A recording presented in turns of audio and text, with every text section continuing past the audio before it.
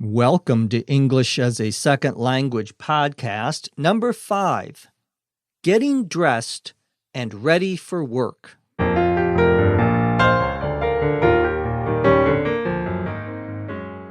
This is English as a Second Language podcast, episode number 5. I'm your host, Dr. Jeff McQuillan, coming to you from the Center for Educational Development in beautiful Los Angeles, California. In this episode, I'll talk about getting dressed and ready for work. Let's get started.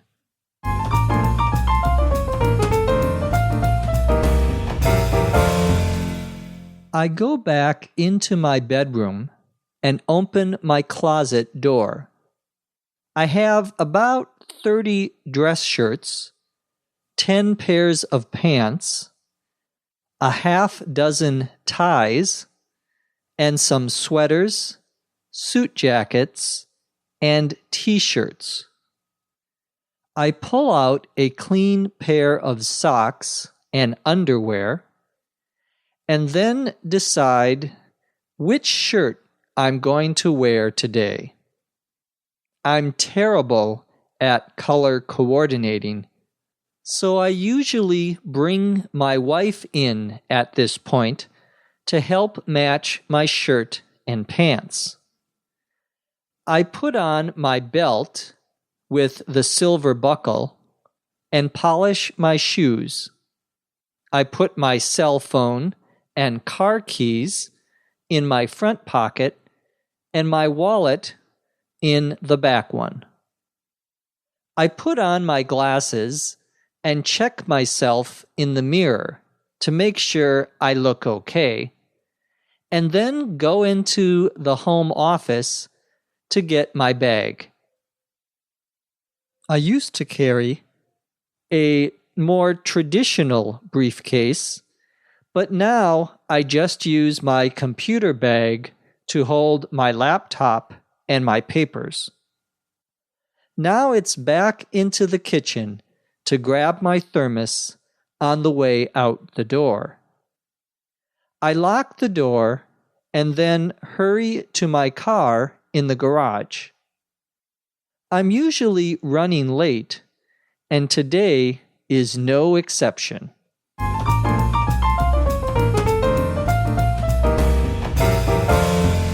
Part 4 is called Getting Dressed and Ready for Work.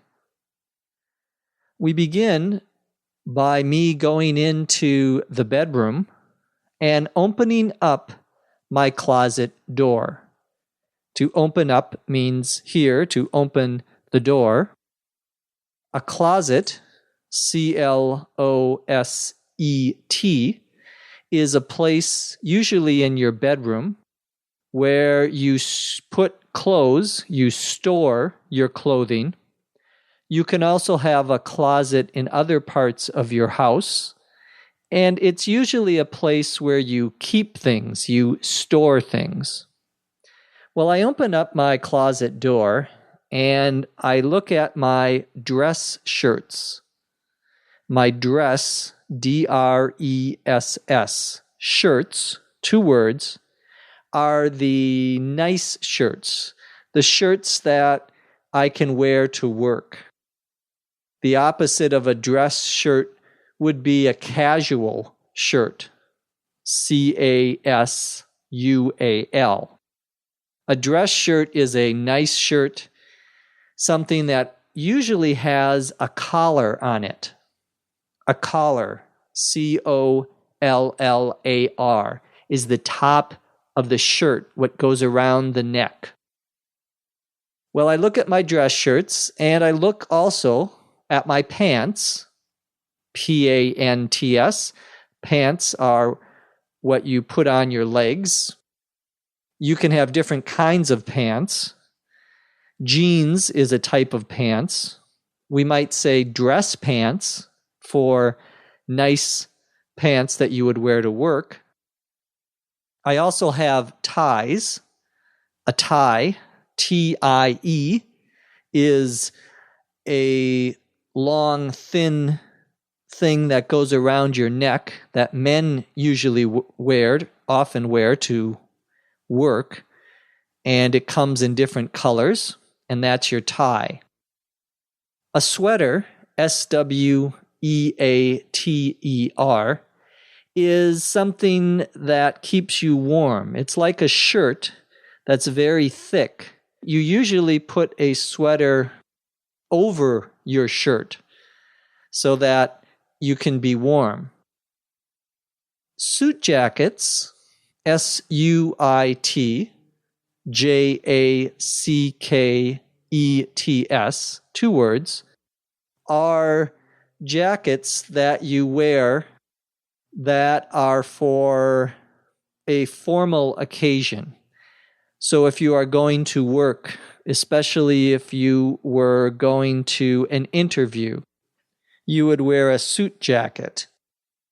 The word suit, S-U-I-T, refers to a formal set of clothing for, in this case, a man. For a man, it would be pants and a probably white shirt and a suit jacket that goes over your shirt. Usually you would also have a tie that you wear. That's a suit. Well, a suit jacket is part of a suit. A t-shirt, spelled T-S-H-I-R-T, is a plain shirt that you usually wear underneath a dress shirt. So first you put on a t-shirt, a white t-shirt, then you would put on your shirt, and then you would put on your jacket. T-shirts can also be used by themselves as your main shirt. It is usually an informal occasion that you would just wear a t-shirt. You probably wouldn't wear a t-shirt to your office, for example, though some people do. And many people have t-shirts that have things on them, that say things on them.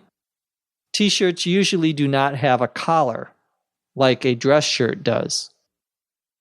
I pull out a pair of socks and underwear. Socks, S-O-C-K-S, are the things you put on your feet before you put your shoe on. Socks can be dark or they can be light or white socks. Normally you don't wear white socks with a formal suit. You would wear black or dark blue socks. Underwear is the piece of clothing that you put on, and it covers up all of the, how should we say, things that you want to cover so that you can keep your pants and shirt clean. Underwear is something that goes over your back of your body, your butt, or your rear, as well as the front of your body, whatever you have there. Underwear can come for men in 2 basic styles usually. There can be boxer underwear or boxer shorts, B-O-X-E-R. And that's a kind of short, or rather a kind of underwear that is loose on the bottom. So it's almost like a pair of shorts. The opposite of that would be briefs, B-R-I-E-F-S. Briefs would be underwear that is not loose at the bottom. It's tight at the bottom of the underwear. Usually it's a little smaller as well. I then decide which shirt I'm going to wear today. I'm terrible, I say, at color coordinating. Color coordinating means you wear things that have similar or matching colors. So if you wore a pink shirt you would probably not wear green pants because they don't go together, we would say. They don't look very good with each other. Color coordinating is finding the right colors that you wear on with your shirt and your pants and your tie and your jacket and your socks and your shoes. All of those have to be color coordinated. The verb to coordinate, C-O-O-R-D-I-N-A-T-E,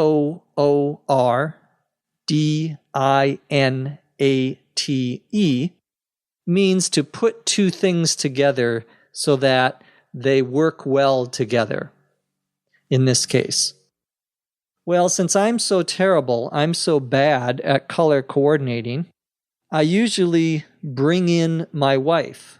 That is, I go and ask my wife to come into the room. So I bring my wife in to the room at this point to help me, meaning at this time when I've already picked out some things, then I bring my wife in to help me match my shirt and pants. I want them to color coordinate. I put on my belt with the silver buckle and polish my shoes.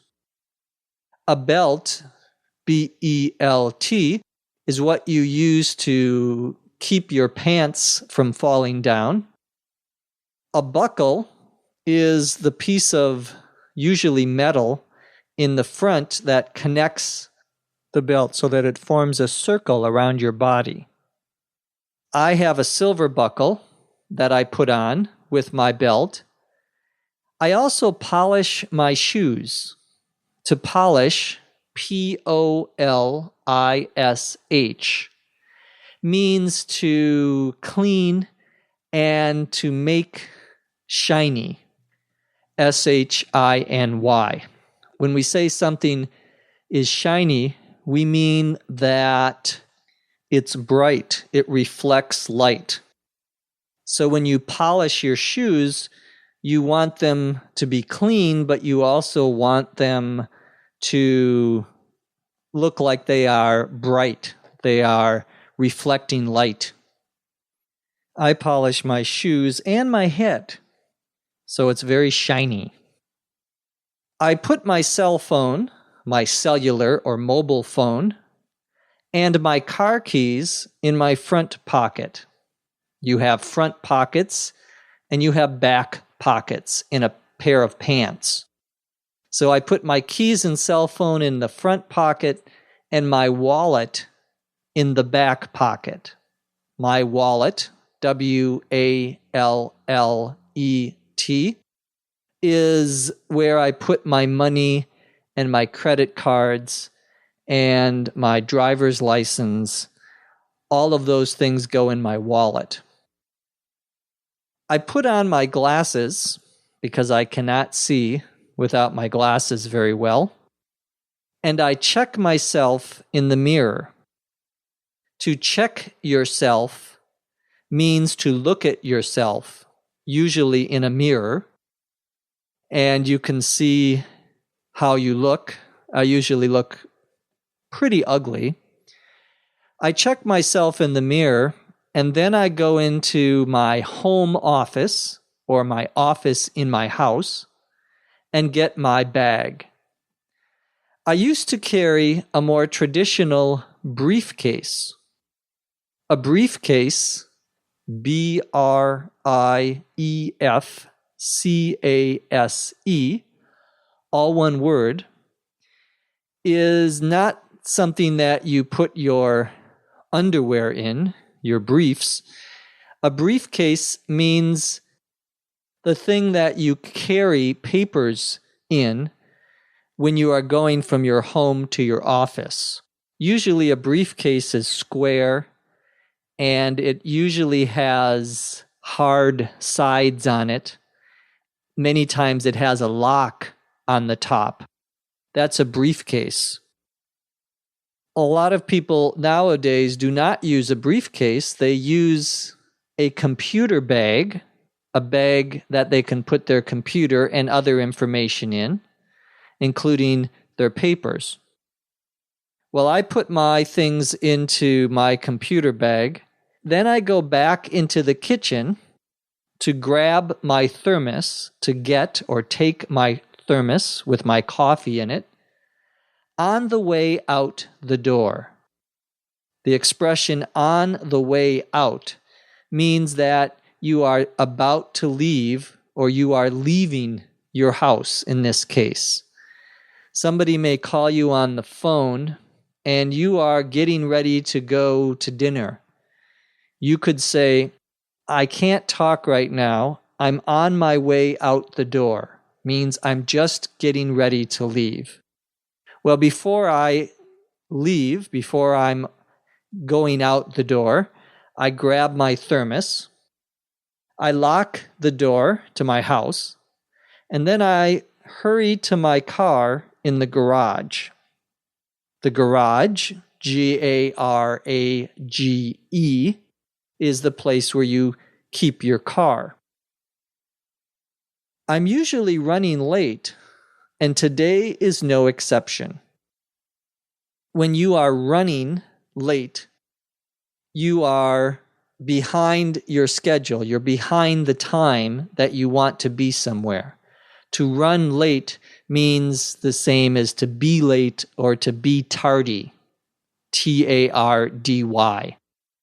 Usually that word tardy is only used in school. We say a student is tardy. We mean that they are late for school or late for class. To be running late means that you are not on the schedule that you want to be on, that you did not leave at the time you wanted to leave. I say I'm running late, and today is no exception. That expression is no exception, EXCEPTION,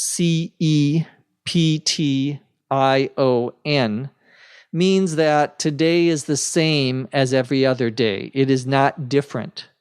An exception is when something is different. Well, today is no different. That means today is no exception. It is not different. Now let's listen to the story, this time at a normal speed.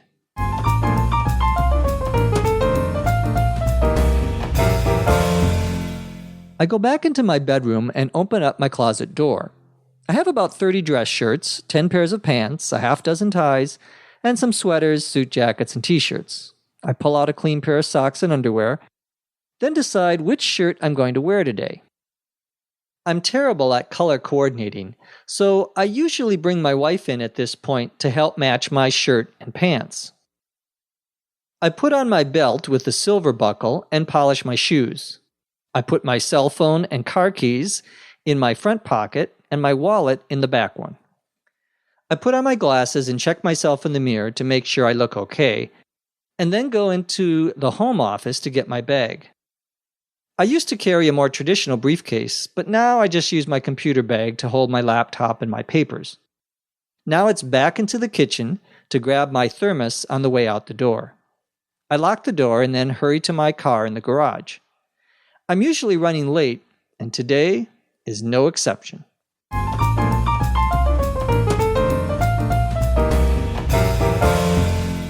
Her scripts are always great, and this one is no exception. I speak of our wonderful scriptwriter, Dr. Lucy Say. From Los Angeles, California, I'm Jeff McQuillan.